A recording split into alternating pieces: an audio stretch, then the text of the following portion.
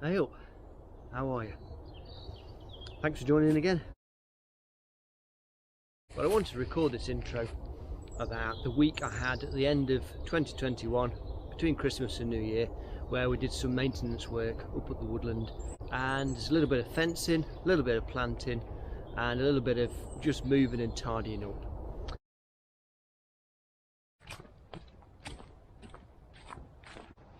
This morning's job is to select one of these chestnut poles for a fence post, peel it, and then we're going to fit the dig a hole and fit the fence post.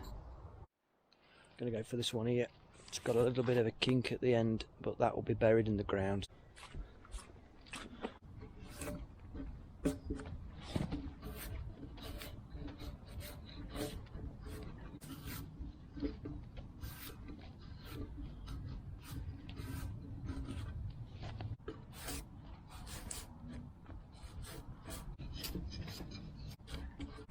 So the reason we peel chestnut log to get the bark off is because you don't want the bugs getting underneath the bark, and that's what causes the decay. Once they get in, it holds the moisture, bugs get in, fungus gets in, and the rot starts.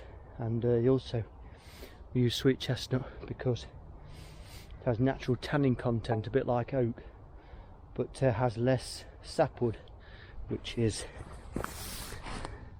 that area there will rot, but that internal heartwood centre is, you get a lot more in a chestnut pole than you ever will in oak. So chestnut makes excellent fencing material. So that was a bit of a nightmare trying to get through this jungle up to the post that has snapped, which is buried there next to that hazel. So I managed to clear a bit of a pathway with my hedging shears, trying to clear a bit of this bramble away from the post. And next I'm going to try and get the staples out of this old post, try and get the ends of the pliers at the back of the staple, and then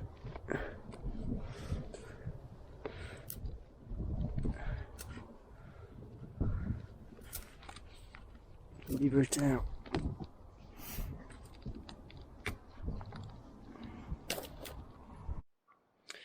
we started the dig, and about 2 foot down, the old post is mostly rotten, but I'm having a job getting the last bottom of the post out.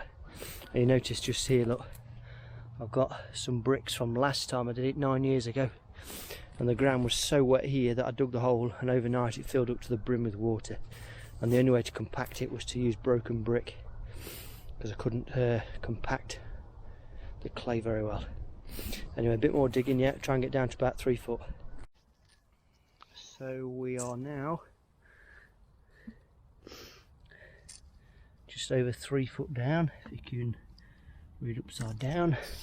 Stumbled across the old post, which was there, a piece split off it. That bit's not quite rotten yet, but that was 3 foot down. So what we'll do is go and get the new chestnut post, drop it in the old. Chestnut post is in. It's got to backfill and tamp. Managed to get the old bottom of the post out, which was a bit of a bugbear. Trimmed some of the blackberry away from the fence line, and fell over a couple of times as well. And there we are, done. All backfilled and tamped about every 2 or 3 inches. Put some more soil in, tamp it down when we rammer, which is that there, and end result, chestnut post, fence line back up and running again. Job done. So this episode is kind of like a vlog, only a vlog sounds all a bit American really to me. So I've called it a woodlog, which sort of sounds fitted since we're in a woodland. We're sort of logging, video logging what we do in the woods, which sort of made sense to me anyway. You probably think I'm absolutely crackers, and that's fine.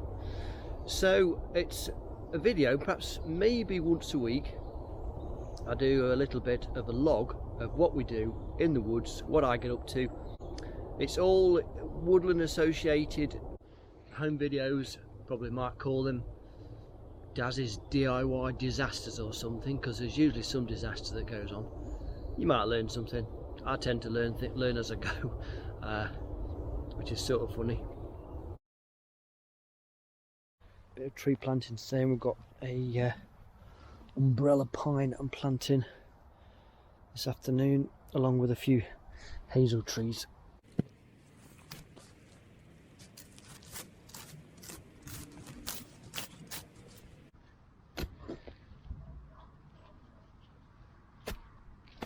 Handy tip: if you dig a square hole for a round pot, you'll find that rather than the roots going round in circles, they will go out towards the corners, fill the ground better.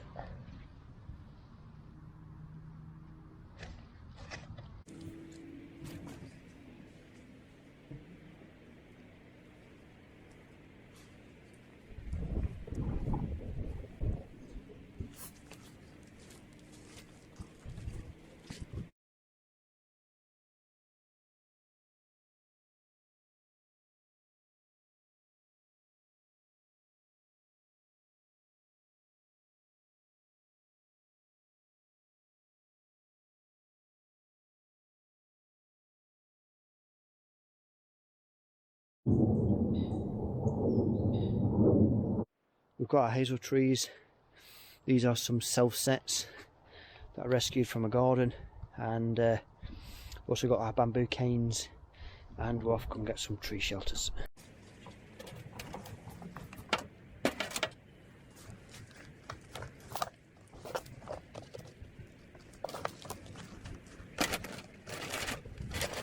I think I'll pop some hazel in between some of the willow, and just fill some of the gaps in just up here.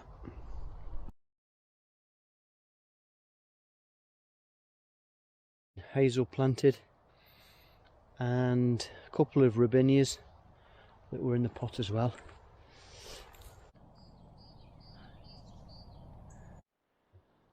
And what I've also got here is a couple of sea buckthorns I want to put in, and that's in between some of my apple trees, like an apple tree grove that we've got going on. I thought we'd try the sea buckthorn in here. These are high in vitamin C. They do have thorns on, so that's the only thing with this.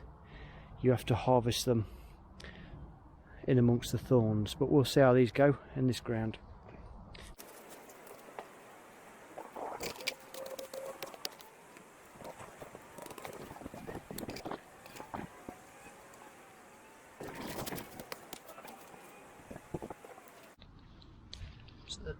Towards the end of December now, popping these in. One of the best times to plant, when it's not frosty, ground's nice and moist, gives the roots a chance to settle in the ground before the spring comes.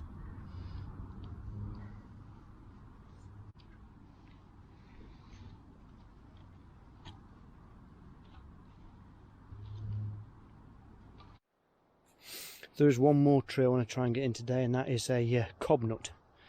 A hazel tree that produces decent sized nuts. So this is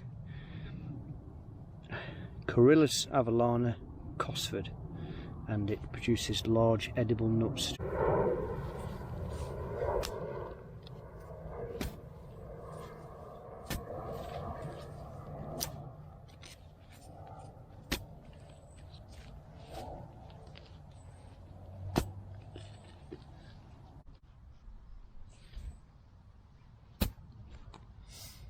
This one's got quite a healthy root system.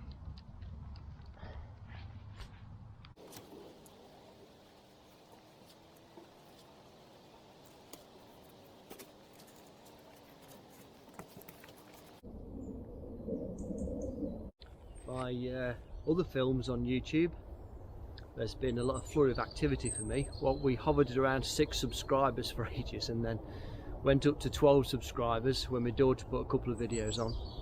And then in the last week we've gone from, I think, 12 subscribers up to about 32 as of today, which is absolutely amazing. There's 32 of you that have joined us, which is brilliant. Love that. Thank you. If you're not subscribed yet, by all means subscribe and follow along if it's your thing. Just woodland life, woodland craft, coppice in life, that's us. And hopefully you'll see just what we do and how we get on. I enjoy it for the most part, except when I get wet.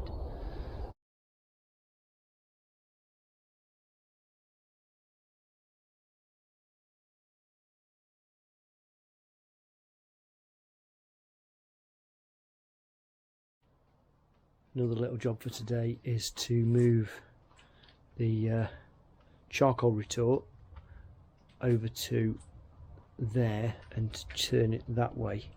Reason being is because this chimney is too difficult to get the smoke to go up and over the top of the roof. So it'll be easier if I go that way, otherwise I get smoked out when I'm trying to make my panels. So we'll start that project next.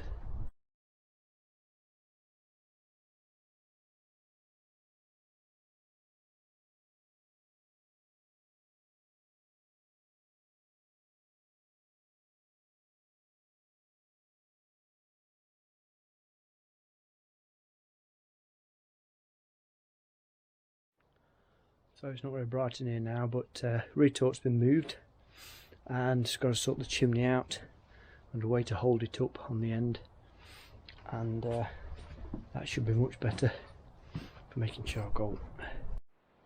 So nip back's warning and fitted a couple of posts in so I can get this chimney fixed.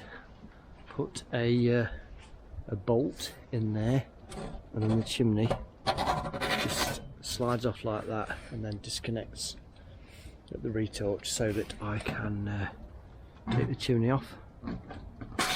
That's it, back on again, so that I can open the lid. That's the idea of that.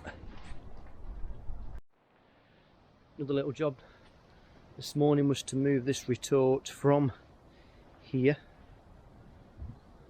to here, simply because this area is a bit clearer and I can wheel this out of the rain underneath the canopy, because what's happening is, you'll notice the wet and the damp is causing the vermiculite inside to get wet, and what's that's doing is rotting the skin inside out.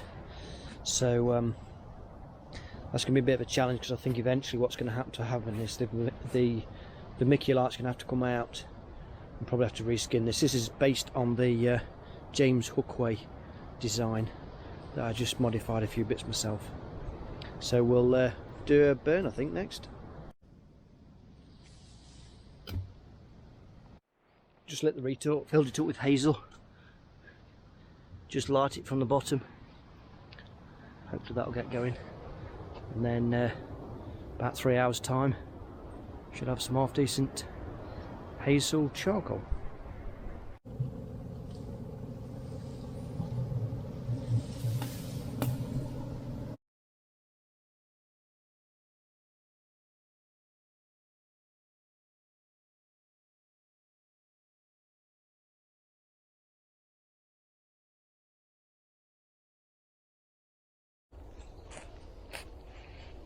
On some of my videos, you notice at the bottom of the link I put in the description about some of the tools that we use, and I'll only ever put the ones in that I recommend, that I either use, have used and get on really well with. I wouldn't recommend something. It is an Amazon affiliate link, which means that although I've only just registered, it means that if you click on it and eventually decide to buy from that link, then I get a tiny percentage of the final purchase price, which, as I understand it so far,